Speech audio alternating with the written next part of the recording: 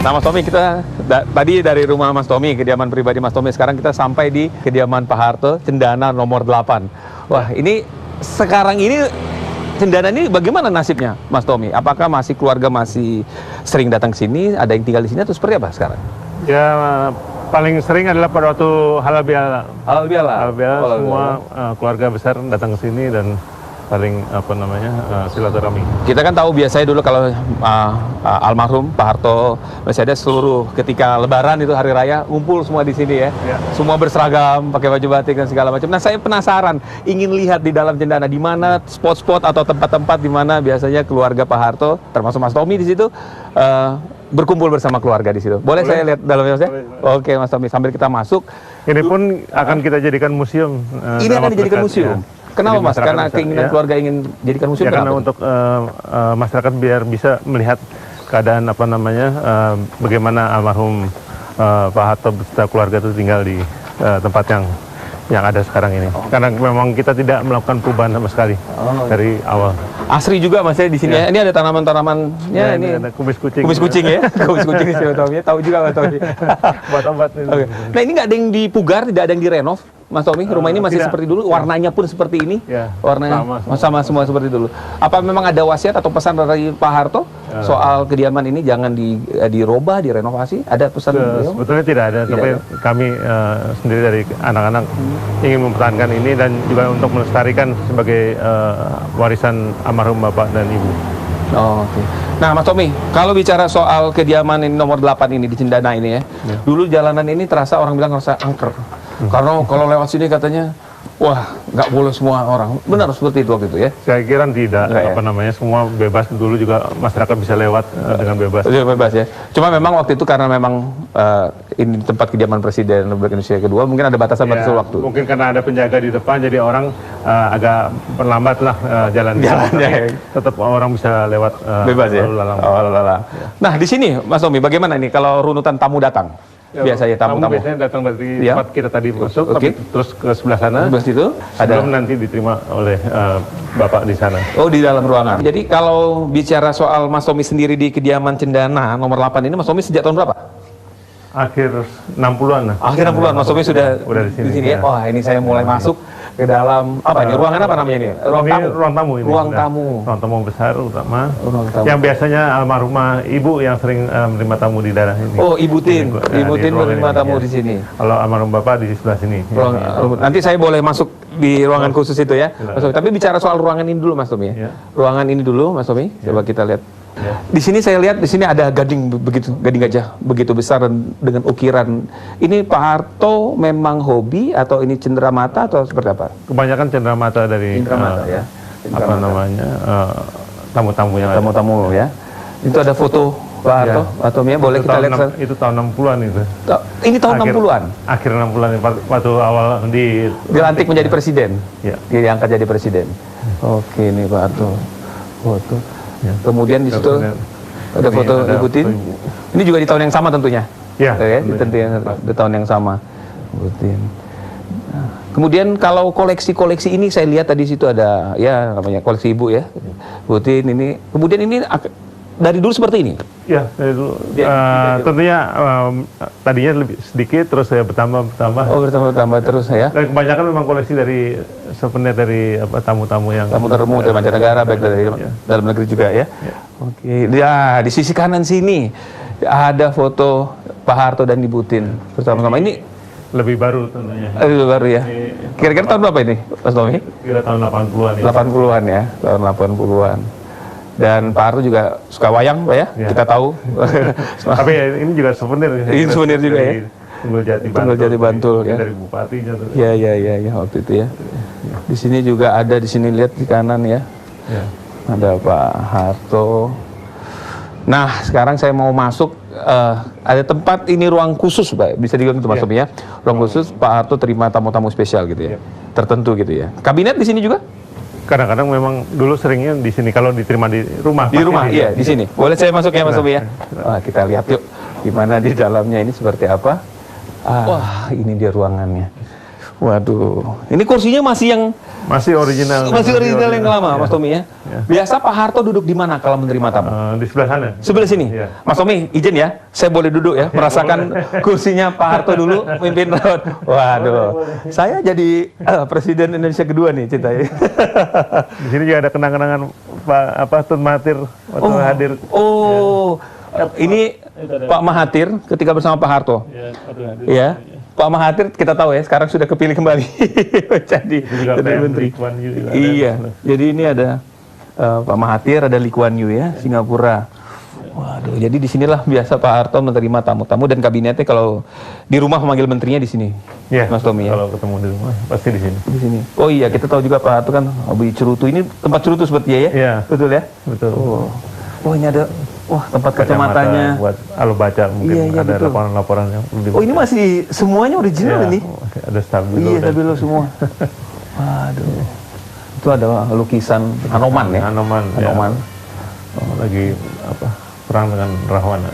Nah, kita bicara di ruangan khusus, saya mau pindah lagi nih.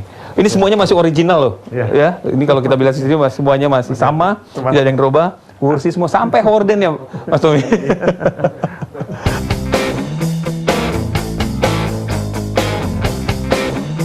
Mas, masih banyak sih monggo, Bang. Ya. Silakan. Oh ya duduk, boleh Mas saya duduk dulu ya.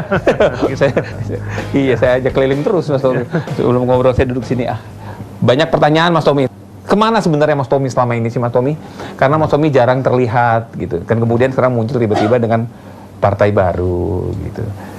Ya selama ini memang saya sebagai pengusaha dan memang saya geluti kegiatan usaha apa yang saya kerjakan, saya kembangkan dengan harapan bisa membuka lapangan pekerjaan sebanyak mungkin. Grup Humpus itu masih ada Mas ya? Masih ya, alhamdulillah ya. Itu masih ada ya. Karena itu terkenal sekali tuh kalau Mas Tommy dengan Humpusnya, kemudian kita tahu juga Mas Tommy dengan dunia bisnisnya, Mas. Tapi bicara sebelum masuk ke dunia bisnis Mas Tommy, kita bicara yang kekinian dulu, Mas. Mas Tommy sekarang Ketua Umum Partai Berkarya. Apa sih yang membuat Mas Tommy akhirnya itu memilih mendirikan partai? Ya, saya kira kita telah 20 tahun reformasi, tapi hasil yang didapat tidak ada arah yang jelas untuk kita kapan menjadi negara maju. Nah, disinilah kami terpanggil, dan juga yang katanya dengan bahwa zaman dulu KKN sangat parah dan sebagainya dan otoriter dan sebagainya. Sekarang nyatanya sekarang lebih parah. KKN itu dengan OTT, coba bisa ditanyakan ke KPK itu berapa ratus kepala daerah terkena OTT dan sebagainya. Belum lagi masalah korupsi nasional yang begitu. Jadi Mas Tommy melihatnya sekarang reformasi tidak lebih baik daripada di Orde Baru, begitu? Saya kira faktanya juga penyelundupan narkoba. Dulu mungkin satu bungkus atau paling banyak kiloan. Sekarang tonan. Gimana anak cucu kita akan bisa hidup lebih baik? Kita katanya negara Pancasila, tapi pendidikan Pancasila tidak diterapkan di kurikulum nasional. Tapi kalau soal korupsi banyak yang mengatakan ya kalau di zaman dulu kan belum ada KPK-nya, Mas Tommy. Jadi tidak terungkap korupsinya sebegitu. Tapi kejaksaan juga ada, polisian ada. Ya, jadi saya kira kembali lagi, apakah sekarang lebih baik? Oh itu ya. Gitu, jadi membandingkannya kalau Mas Tommy melihatnya seperti itu. Nah, Partai Berkarya ini Mas Tommy dirikan untuk itu, memperbaiki atau seperti apa sih? Dengan partai-partai yang sudah ada? Selama 20 tahun ini kita nggak pernah tahu kapan kita menjadi negara maju, kapan kita akan tinggal landas. Nggak pernah tahu. Bahkan kita membangun rumah aja perlu RAB kan, rencana anggaran biaya. Sementara kita bangun negara nggak punya RAB yang jangka panjang. Kita dulu kenal GBHN, kita kenal Repelita. Dan sekarang nggak ada sama sekali. Nah ini gimana bangun negara hanya berdasarkan APBN? Ya, akan sulit. Nah, akhirnya utang kita juga meningkat. Oke. Artinya Partai Berkarya itu, Mas Tommy ini menjanjikan apa? Kan sudah banyak partai. Apalagi dulu Mas Tommy juga di Partai Golkar kita tahu. Kemudian Mas Tommy hengkang atau mendirikan partai sendiri apa? Karena kecewa dengan Golkar atau apa? Ya, saya kira Golkarnya sih itu kan cuma wadah ya. Tapi manusia-manusia oknumnya yang memang sudah pemikirannya sudah jauh daripada kepentingan rakyat itu sendiri.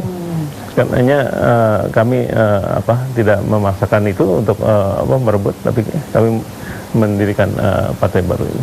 Keluarga termasuk Mas Tommy tidak menyayangkan Mas harus meninggalkan Partai Golkar yang dibesarkan oleh almarhum Pak Harto? Saya kira tidak demikian, karena memang partai itu adalah cuma kendaraan.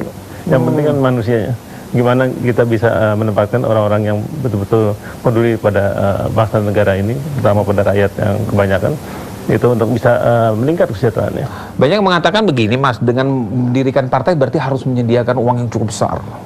Ya relatif, saya kira dengan semangat yang besar dari masyarakat ingin perubahan, pembaruan daripada gerakan reformasi yang lebih mengarah kebenaran, itu tidak diperlukan dana yang tadi dipikirkan bahwa orang harus dibeli dan sebagainya. Apalagi sekarang masyarakat mayoritas lebih sadar bahwa mereka memerlukan pemimpin yang peduli pada mereka. Mas Tommy, apa sih yang mau dijual dari Partai Berkarya? Sosok kebangkitan dari dinasti atau Trafindana, dinastinya Pak Harto, begitu yang dijual? Saya kira enggak, ekonomi kerakyatan itu yang menjadi ujung tombak kami. Bagaimana dari rakyat, oleh rakyat, dan untuk rakyat. Gimana kita bisa mengembangkan ekonomi mereka sehingga mereka tuh bisa lebih menikmati, daripada sekarang yang menikmati adalah kelompok pedagang yang tahu benar adalah minoritas saja. Ini bukan yang kita nggak suka dengan minoritas, tapi harus lebih adil lah. Meskipun dulu juga di zaman Pak Harto ada orang mengatakan juga dinikmati oleh sekelompok orang tertentu juga. Ya.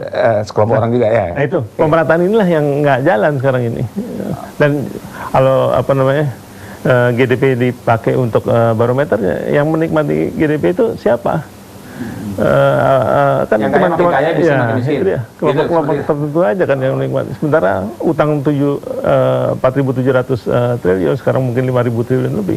Itu yang tanggung adalah 260 juta rakyat. Tapi ada yang mengatakan bahwa utangnya sekarang kan juga utang bagian dari turunan dari zamannya Orde Baru. Coba bandingkan aja secara objektif.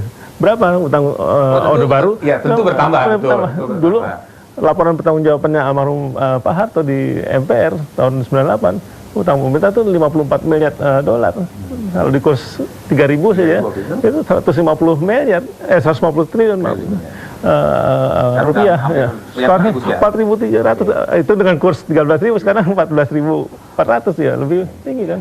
Nah, dengan melihat itu semua, Mas Tommy yakin dengan Mas Tommy sekarang mendirikan partai itu semua bisa lebih baik? Tentunya, dengan syarat kami harus juga masuk ke kelompok 3 besar di ngomong ini menarik nih, karena banyak partai-partai loh sudah Mas Tommy bermunculan ya. Kemudian paling tidak ada 3 partai baru lagi nih, yang dari sebelumnya, periode yang lalu, 5 tahun yang lalu. Sekarang targetnya Mas Tommy sendiri suara berapa? Suara partai? Saya telah menarikkan pada waktu Rapimnas saya dilantik, bahwa satu dapil, kita punya secara nasional itu 80 dapil daerah pemilihan. Satu dapil itu satu kursi, berarti ada 80 kursi. Dan 80 kursi itu kita kurang lebih akan menguasai 13,9%. Wah, optimis sekali Mas Tommy ya. Harus optimis. Kalau nggak optimis, lebih baik nggak usah berpartai. Mas sambil jalan lagi boleh ya? Oke, sambil ngobrol lagi Mas Tommy. Kalau kita sampai dengan hari ini saja Mas ya, ada 2 calon katanya. Pak Jokowi, Pak Prabowo. Mas Tommy condong kemana? Saya kira jelas bahwa kami condong kepada yang pro pada rakyat. Dua-duanya pro rakyat Mas. Ya pro rakyat, tapi